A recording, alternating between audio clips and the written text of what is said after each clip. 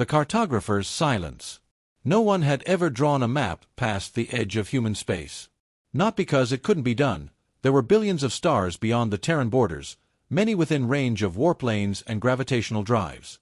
The galaxy was vast and curious. But when it came to that invisible line where human territory ended, even the most fearless cartographers stopped drawing. Captain Elira Vos had never known fear. A decorated scout for the Veshan Alliance, she had charted black holes, survived unstable wormholes, and even escaped a living gas giant that had developed rudimentary intelligence.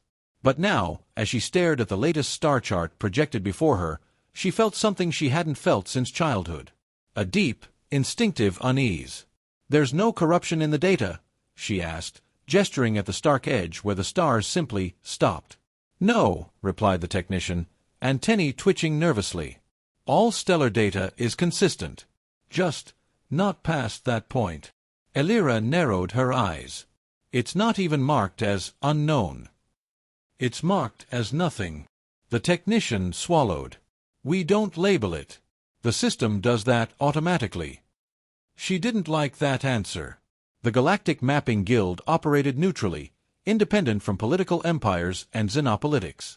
It was considered the highest honor to serve as a cartographer of the stars.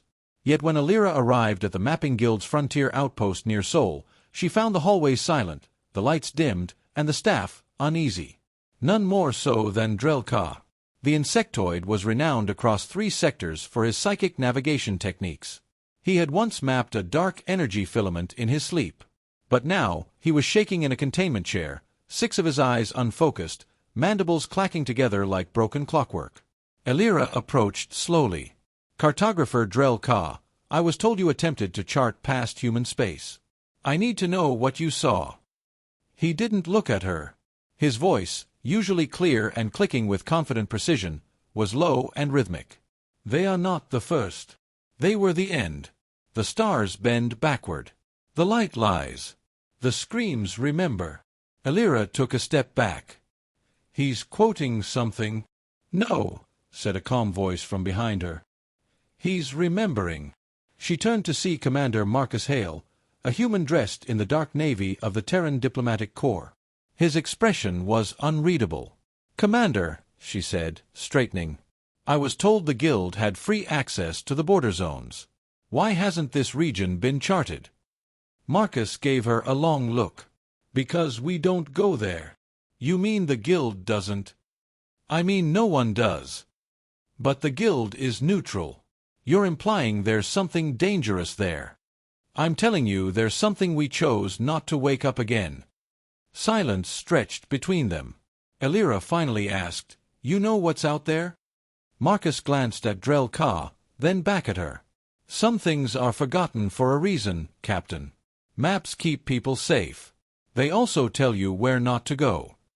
Back aboard her Veshan scout vessel, Ether's Light, Elira stared once more at the edge of the galactic map. So neat, so final. Beyond the border, nothing. Not uncharted, not hazardous, not unknown. Just blank. Her second officer, a crystalline being named Shorix, flickered into view on the bridge console. "The crew is requesting clarification on our next jump vector. The Guild's route ends here."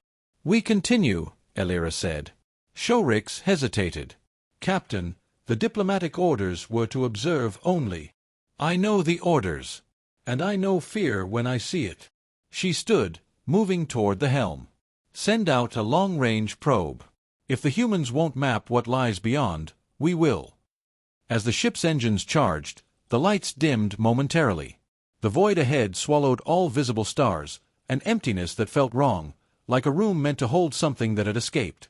Moments before the jump, the probe sent back one final image, a single star, far off in the black, blinking unnaturally. As though it were watching them. Elira whispered, almost to herself, "What are you hiding, humanity?" And Ether's Light leapt into the dark. Footsteps where none should be. The darkness beyond human space was not empty. It was too quiet, not the peaceful hush of open space, but a pressing silence that seemed to swallow sound, thought, even time itself. Elira Vos felt it the moment Ether's Light crossed the unseen line. No systems failed. No engines sputtered. But the ship felt heavier, as if passing into a place that did not want them there. "Report," Elira ordered, her voice firm. Shorix's crystalline tones resonated over the bridge speakers. "Long-range sensors are functioning. Star patterns are inconsistent. Some light signatures are looping. Repeating. Identical frames every 0.3 seconds. As though the stars are being projected." Elira leaned forward. "You're telling me the stars might be fake?" "I'm saying they might not be stars at all." 3 hours in, they found the first relic. A derelict ship floated dead ahead, blackened and half-melted. Its hull was alien in design. Neither Veshan, human, nor any known species. It looked like it had been caught mid-scream, warped, twisted, crushed inward from every direction at once. The away team suited up in silence. Elira led them herself. Inside, the atmosphere was breathable but cold. The crew's boots echoed against the warped alloy, footsteps ricocheting down long halls. Charred walls bore strange inscriptions, symbols that changed subtly when not observed directly.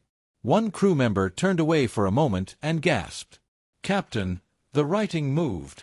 Elira said nothing. She'd seen it too. They reached the bridge.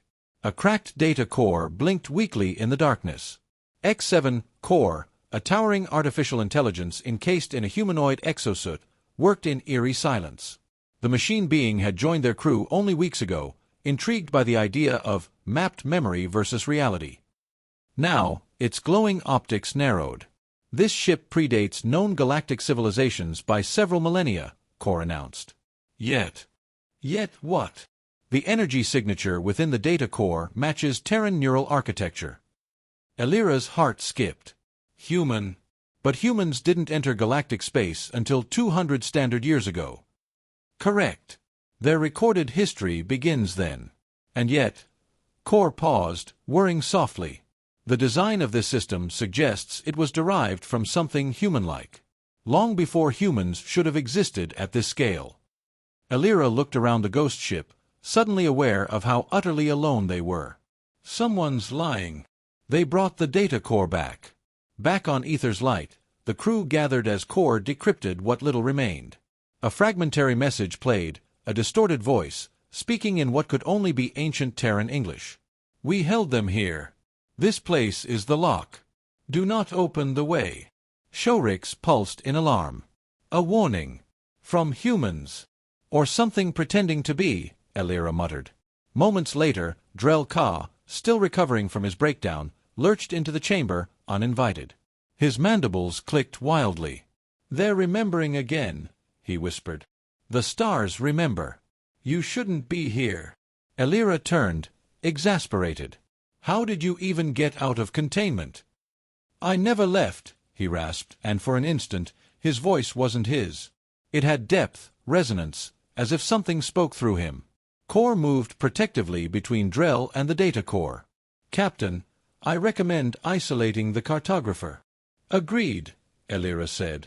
"Shorix, get him back to—" But Drell Ka suddenly screamed, clutching his head. His psychic antennae flared with violent energy. "You drew the map. You let them see. They are waking." He collapsed. Elira knelt beside him and saw something horrifying. His eyes, not the compound irises of an insectoid, but human eyes, dark and full of fear, stared up at her. And then blinked, returning to alien form. Later, Elira sat alone in her quarters, watching the corrupted star chart unfold again and again. Stars flickering in and out, system names jumbled, entire regions appearing, then vanishing. Human space still sat at the center. Beyond it, chaos. Her personal console blinked. A message. Encrypted. Untraceable. She hesitated, then opened it. "Do not go further. You were not meant to see this. Return now, before they remember you too. M.H. Commander Marcus Hale." He knew. She stared into the blackness beyond the viewport. Something had been locked out here, and humanity had the key. The Forgotten War. The monolith did not appear on sensors until they were almost on top of it. Suspended in orbit around a dead star, it loomed in silence, a station the size of a small moon, its surface scorched and pitted, built from a black alloy that swallowed light. No beacons. No signals. No welcome. And yet, it had been waiting. Captain Elira Vos stared at it from Ether's Light's bridge, her hands clenched behind her back. "Origin?" she asked. Core's mechanical voice buzzed softly. "Unknown. But the architecture matches Terran structural logic. Early orbital defense designs, adapted for extreme conditions. Human. Or something very close to it." Elira gave the order. They docked in silence. Inside the monolith, the temperature was unnaturally cold. Ice coated the inner walls, though no systems ran. The crew advanced slowly through cavernous corridors, light from their suits swallowed by the obsidian walls. Not a single body. Not a single sign of life. But the presence was undeniable. It felt like walking through a cathedral built by something that had never prayed. They reached what appeared to be a command center. In the center, a stasis pod, thick with frost. Core scanned it and paused. "There's someone inside." Elira stepped forward. "Alive. Technically. Suspended in an unknown cryostate. Age of containment, approximately 12,000 years." Everyone froze. "That's before any known record of humanity," Shorix whispered. Core connected a line to the control console. "Replaying stored memory log. Translation will be approximate." The room dimmed. A projection bloomed from the console. A man, human, his face lined with exhaustion, eyes red and sunken. "This is Admiral Leon Vance, Terran Defense Network. If you're seeing this, you've entered the exclusion zone. That means the seal has weakened or been breached." The projection flickered, static tearing across his features. 12,000 years ago, before we were reset, before the archive buried us, we fought something ancient. Not a species. Not even a force. A hunger." Elira held her breath. It fed on thought.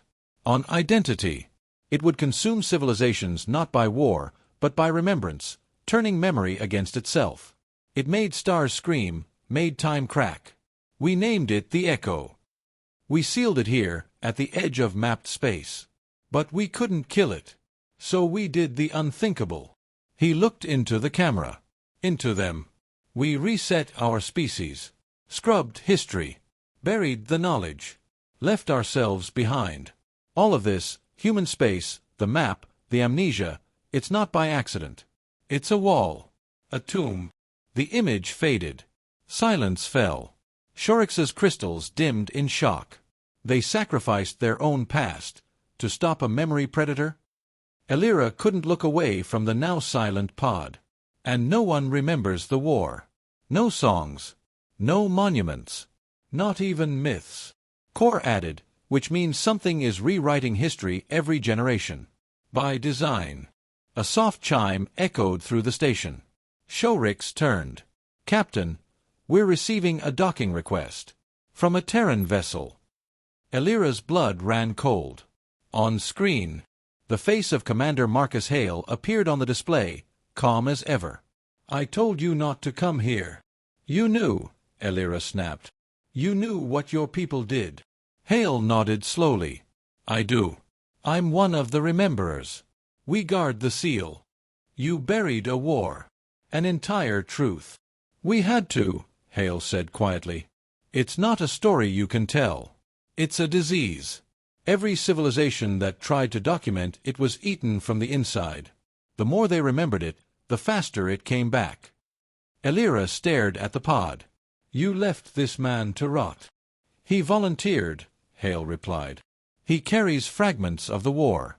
Even in stasis, he draws the Echo's attention. He's bait."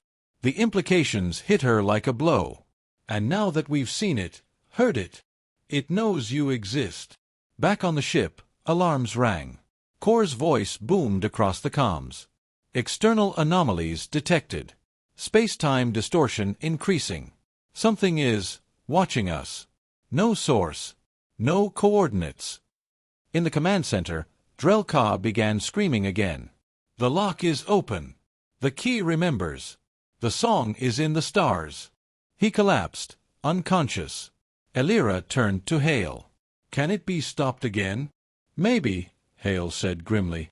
But the cost will be everything you are. That's how humanity stopped it last time. We didn't defeat it. We forgot it. Outside the station, the stars began to pulse. Not flicker, pulse. As if alive. As if breathing. As if awakening. The memory engine. The echo had awakened. Stars pulsed with rhythmic certainty, like a heartbeat. Not light, not signal, thought.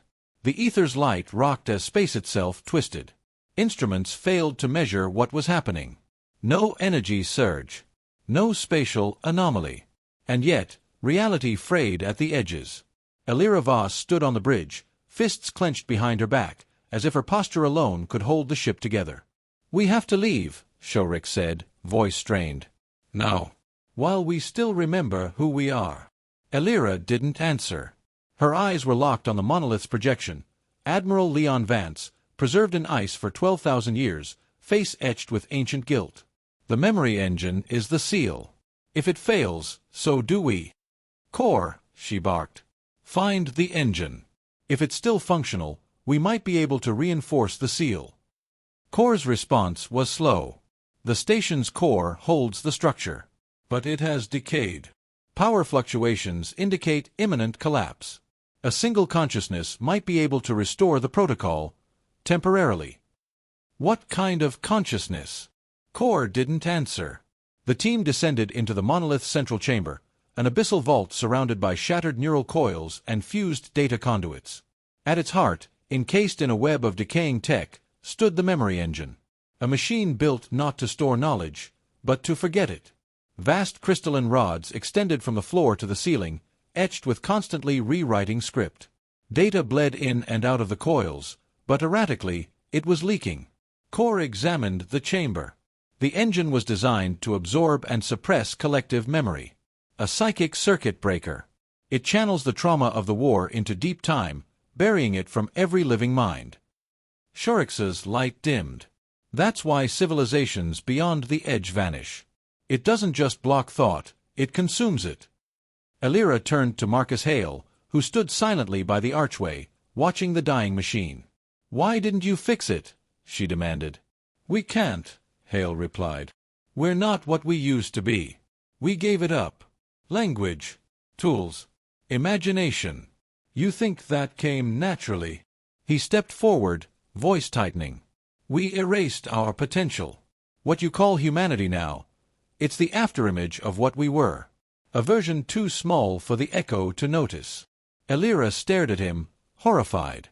"You're saying you sabotaged your own species?" "We survived." The memory engine howled. The scream wasn't sound, but sensation, raw emotion tearing through every mind on board.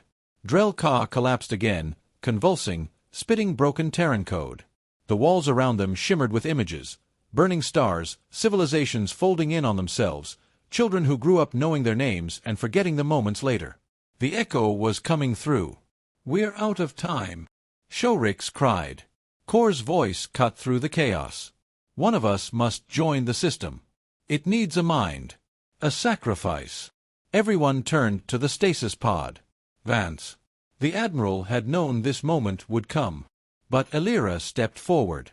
"I'll do it." Shorix glowed in alarm. "Captain, this is a map no one else will draw. This is why we came."